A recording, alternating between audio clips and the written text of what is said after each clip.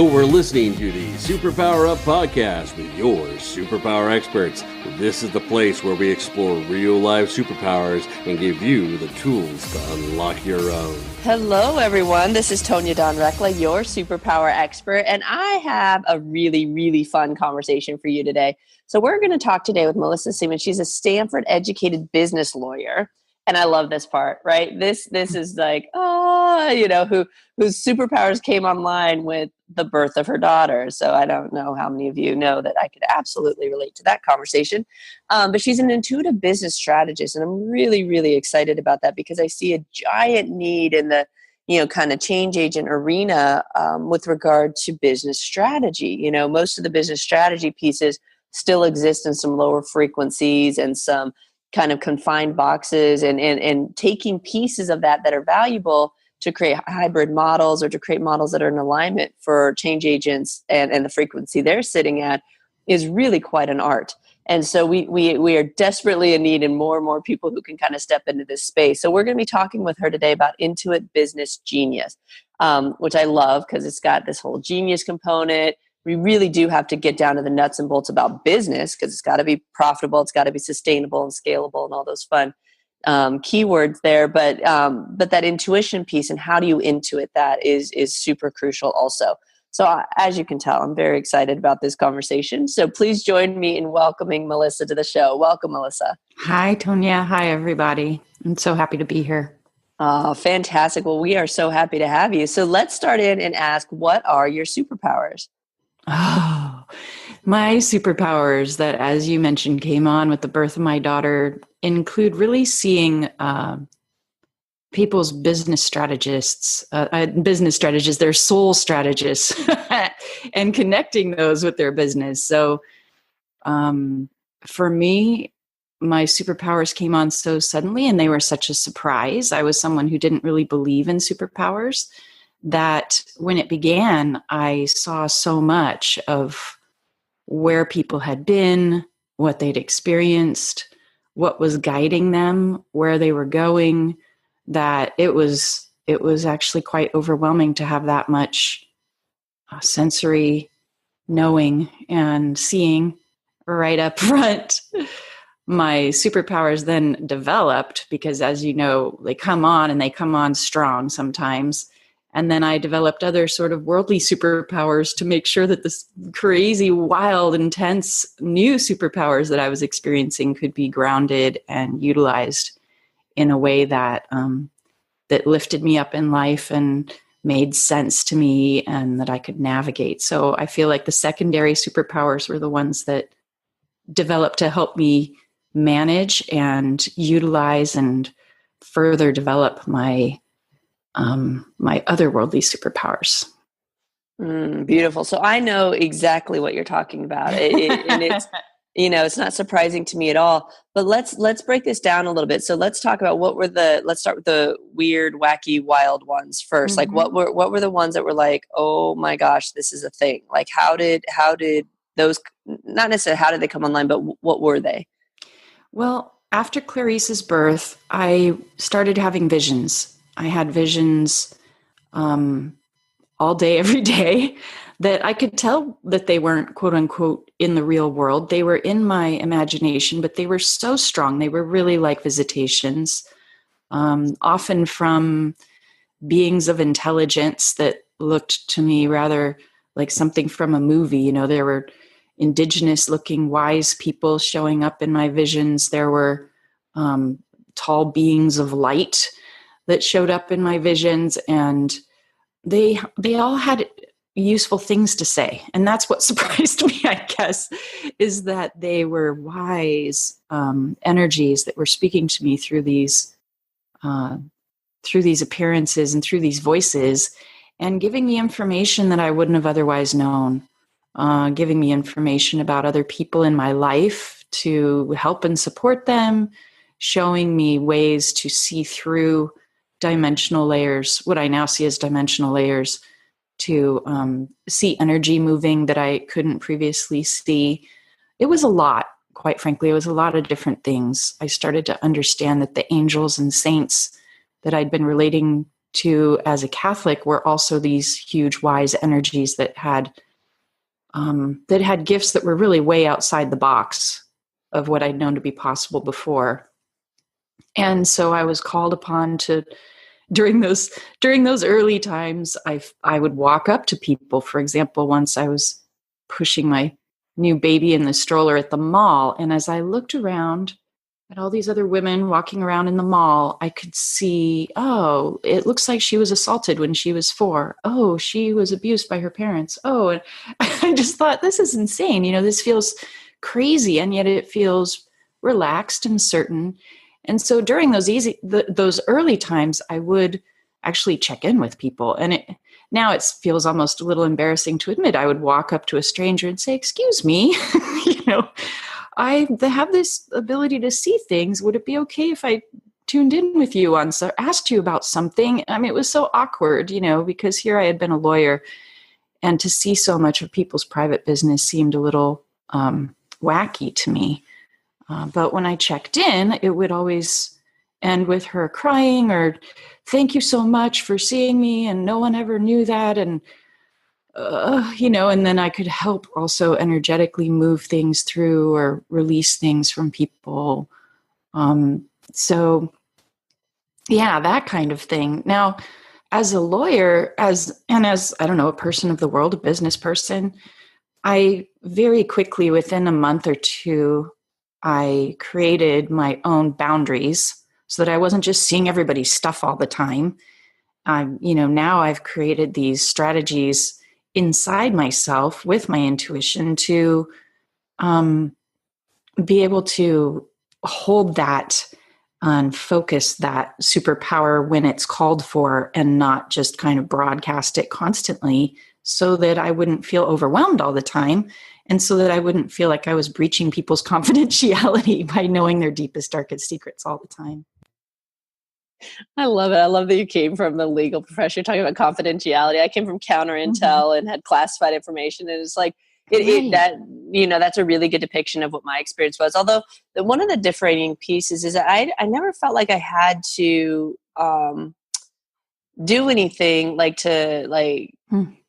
slow it down or anything. Like, I felt like it just did that on its own naturally. And so for those of you listening, like, you may feel called to say, okay, this is too much. Like, for me, it's like it was way too much, but there was something in me that just kind of knew, or at least my messaging was, ride this out. Like that you'd eventually find stasis, and for me, that was kind of the onslaught and how I handled it. But that's really the only differentiator, because everything else is like, yep. And it's like, how do you freaking explain this stuff? And I was just kind of, I think it's fantastic that I had no knowing of any of it. Like, I wasn't trained in it. I didn't study it. Like, I had never heard about it before. I didn't even know it was possible. And it's like the similarities in the stories are so fantastic. And I hear this, like, that's that kind of awakening piece. And actually, that's something my husband and I were just joking about this morning, is like, people think the awakening piece is like, oh, and I'm like, and I just laugh. I'm like, that's just the first step. Like, oh my gosh, like, let me just tell you, and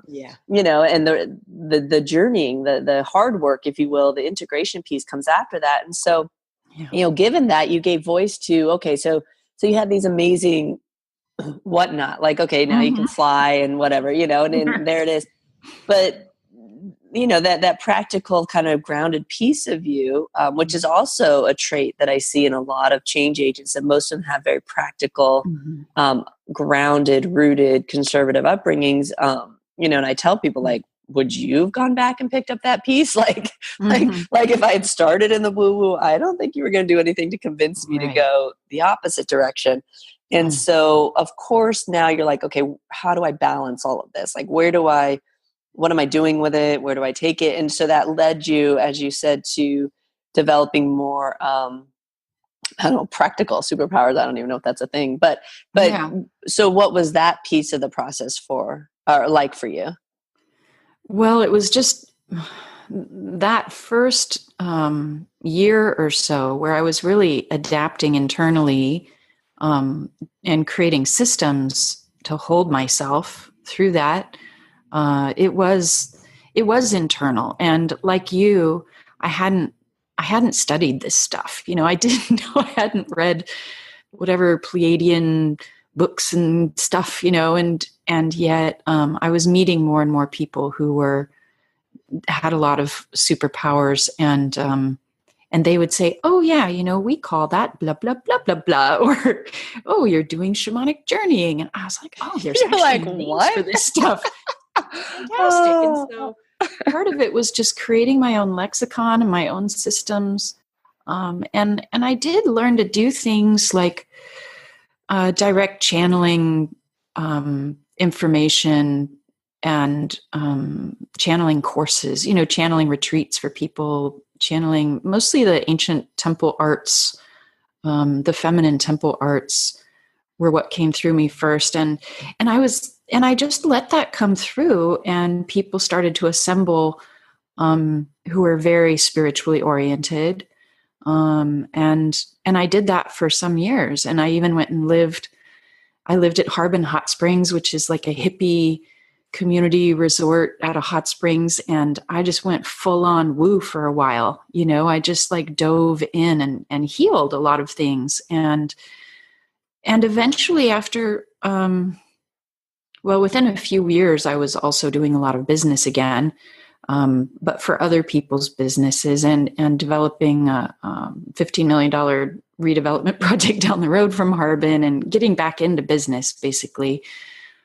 And at a certain level, at a certain point, right around 2012, everything shifted. The land project I'd been working with closed, was foreclosed on after the whole 2008 collapse. It didn't, we just didn't make it. My marriage fell apart, and I kind of went crawling back to San Diego and realized, wow, I've been kind of hiding in the forest with my new woo skills, practicing my magic with other magicians, and I need to get into the world. Like I need to bridge fully back into the world in a way where these gifts can be supported and really fully leveraged in a world that really needs that level of integration.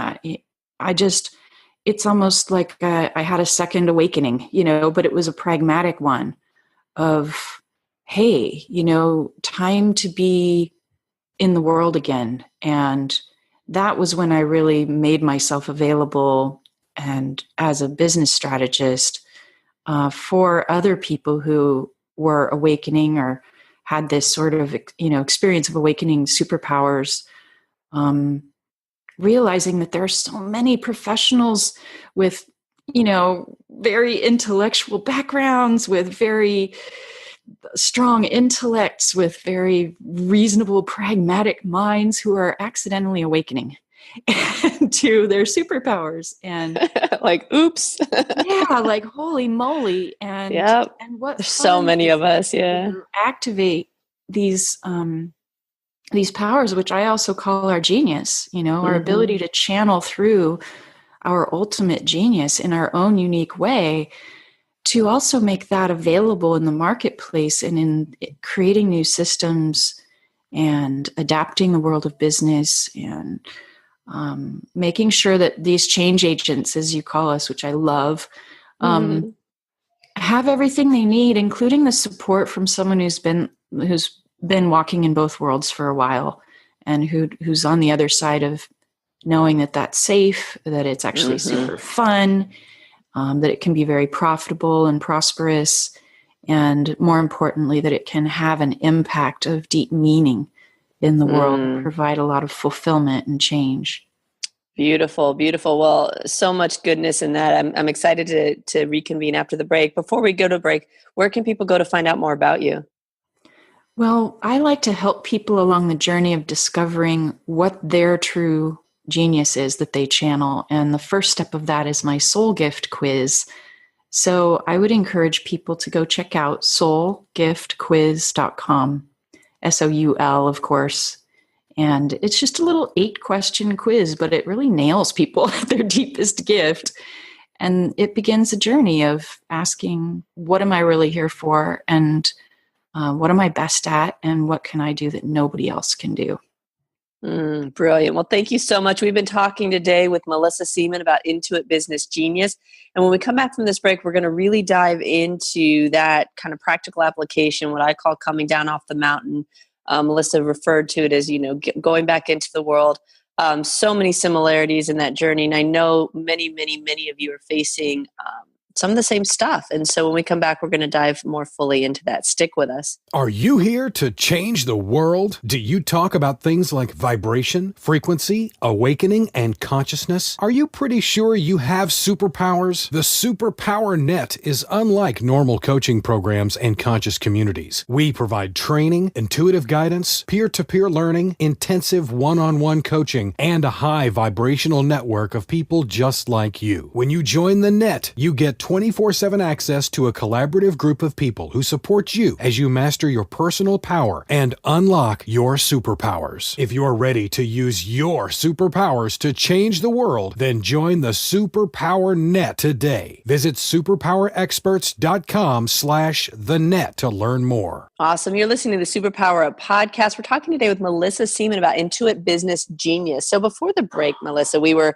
uncovering and unveiling some amazing aspects of that journey that, in my opinion, speaks wholeheartedly to our audience, because we do tend to attract the folks who, have those accidental awakenings and aren't real sure what to do with them, and don't really know how it fits in. Like, how do you marry up being an attorney with these amazing gifts, and then what the heck do you do with them? And I love that you gave voice to the healing that occurred for you as you willingly dove in. For me, I describe it as play. Like, I really had to make the choice to play and to say, you know what, I'm going to go full force and just trust that I was so grounded and so rooted that I was never going to just go flying off, that I did have some very practical kind of base that was home for me, and allowing myself to play with that. But that's a big fear for people. Like, what will people think, and what will happen? And am I going to go crazy? And I mean, we know too many stories of people who their gifts opened up in a big way and they weren't supported, and they didn't know how to bring those back, and, led to mental illness or death even. And so how do we, what advice do you have for people who kind of find themselves in this space of wondering if they're crazy, and how to reconcile this when perhaps even their spouses are looking at them like they're nuts? Yeah, it can be a scary transition for sure. And the first thing that I help focus people with is just to devote themselves to what's in the highest good. My experience when things opened up like that, and since then, of course, I've worked with over 1,000 people who are also opening up in this way all over the place, and what I notice is there's an immediate benefit and blessing, I would say, when as these things open up, you just really choose to be a good guy, and you talk about superpowers, and my belief and my experience says, hey, okay, if I've got superpowers, then I really want to devote myself fully to what's in the absolute highest good. And that means I choose not to use my superpowers just for whatever I kind of want in this minute, because I don't know what kind of damage that could create elsewhere. I don't know, I'm not moving from the highest wisdom when I just do whatever I selfishly want. So devoting my superpowers and my abilities and my intellect to the service of what's in the highest good for all people, in my mind, is one of the smartest things you can do right away. Because then you're not calling in the same level of mischievous energy or troublesome energy or things that people are often scared of being influenced by. You're really aligning yourself with what's in the highest. And so that's the number one thing. And then the number two thing is to begin asking and being willing to know what you're really here for with this stuff.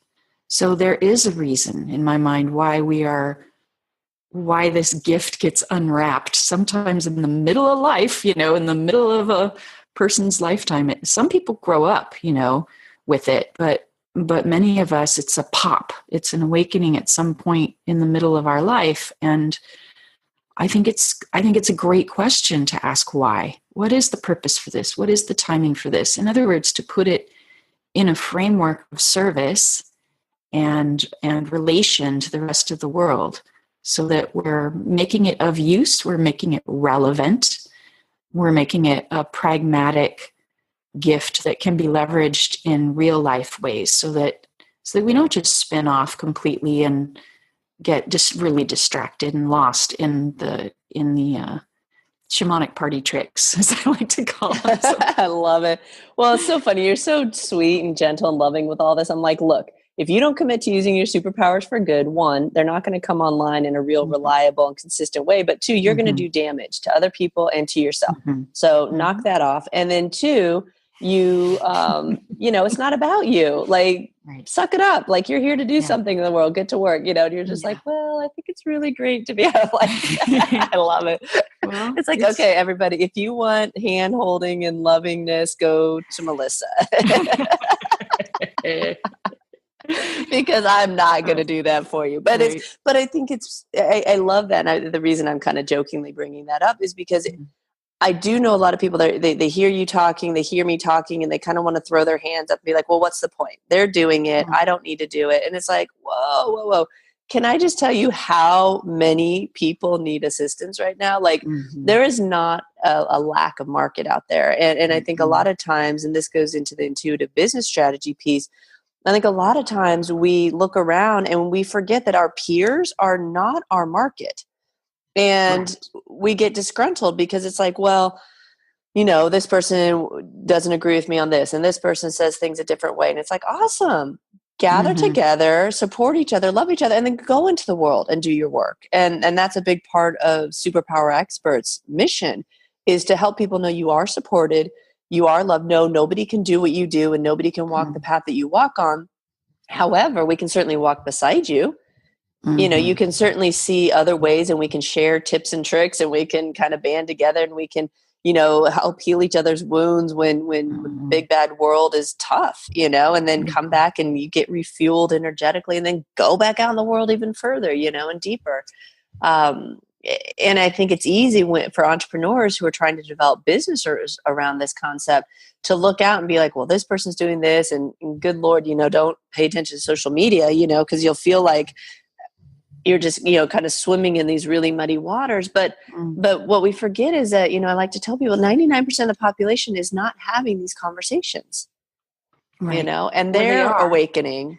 Right. And they're waking up all alone. It's like the Matrix. Like, what do I do here? What's going on? And they need assistance.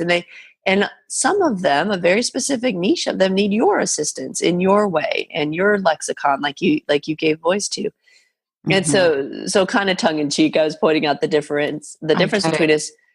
But I think it's important to talk about that. So how do you work with clients when, one, it's like, okay, everybody's doing the same freaking thing. And I really do believe that. Like, we're all working toward the same goal. So how do you help people kind of differentiate themselves without overemphasizing or moving into that kind of ego, personality, separateness component? Well, I've developed a system that really helps people determine what's their soul gift, like whether they're a creator, a translator. A lot of our people are translators, a messenger, which of course you and I are, a researcher or explorer, because right away when they know what their soul gift is, they know what they're going to be happy doing, and they're going to be able to identify if they've been placed through how they were parented, how they're educated in some role that doesn't really fit them. And so from that place, then we can look at, okay, now that you know what your soul gift is, what is it that you're really here for? What are the themes that keep coming up through your life, that just keep coming up over and over, like a repetitive grad school, that have made you specifically qualified to work with certain issues and themes that people experience.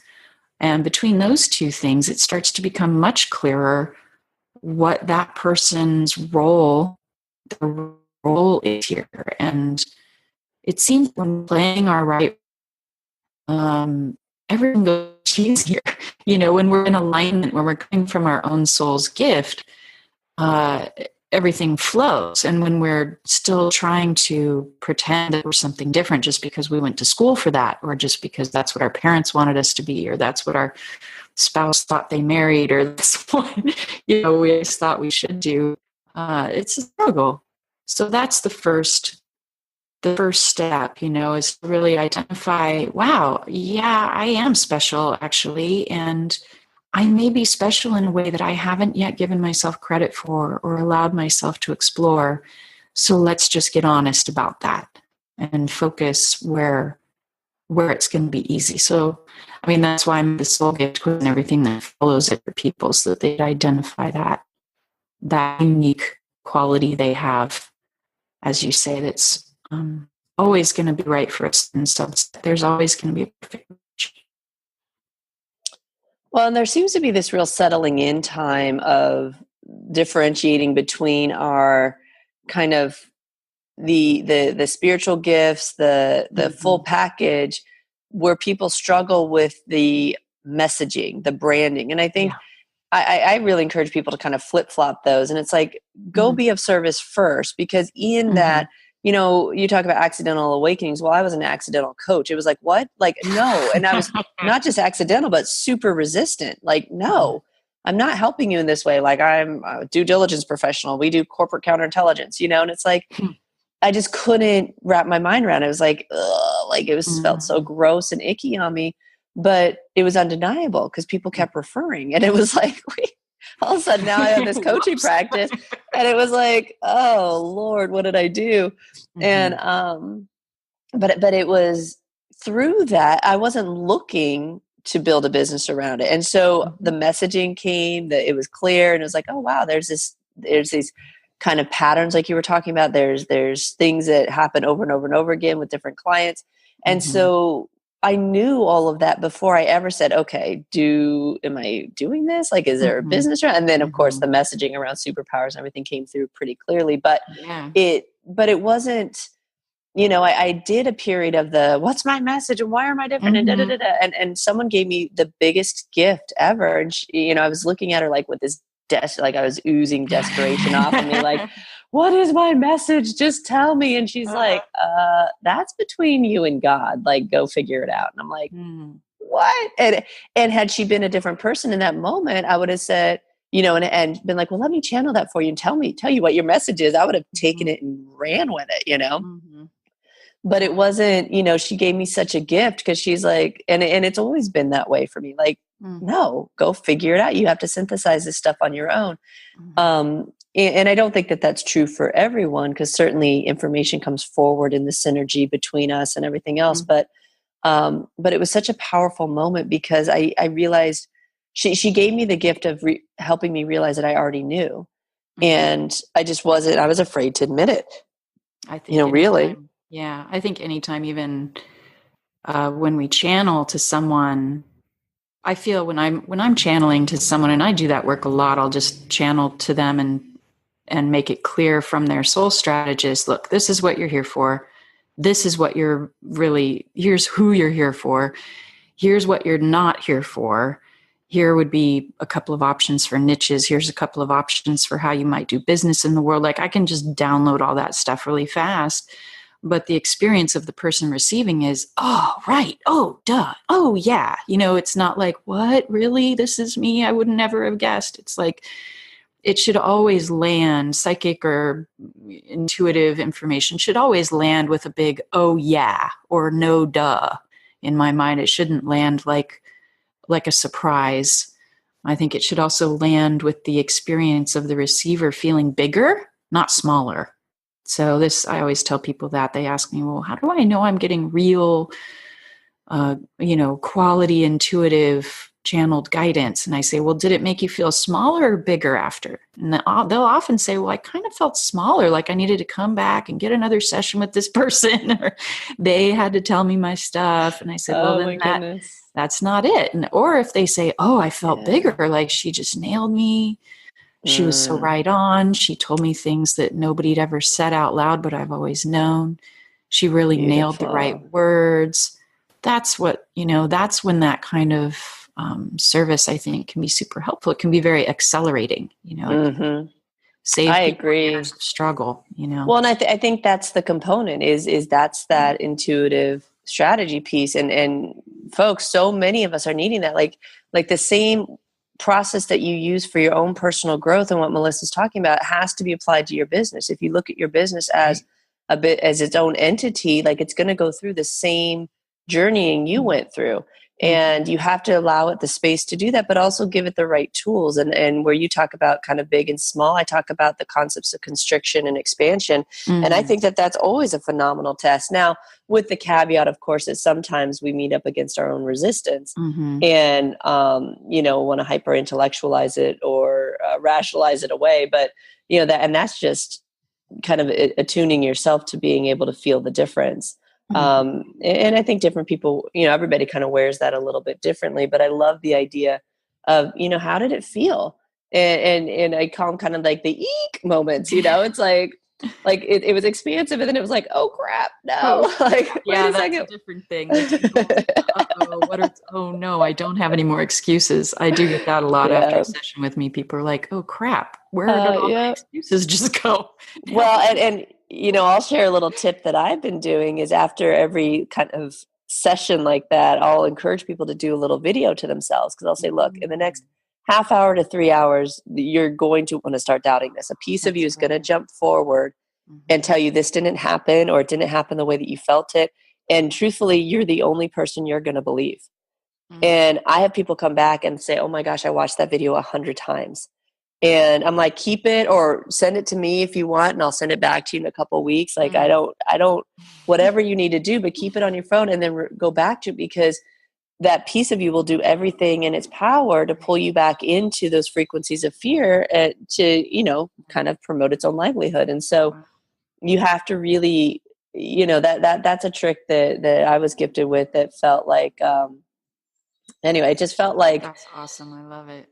Yeah. Well, you're welcome to it. I think that it's important to let people know what they might come up against with it. And it's a real, that resistance becomes a very real concrete thing that we have to persevere through.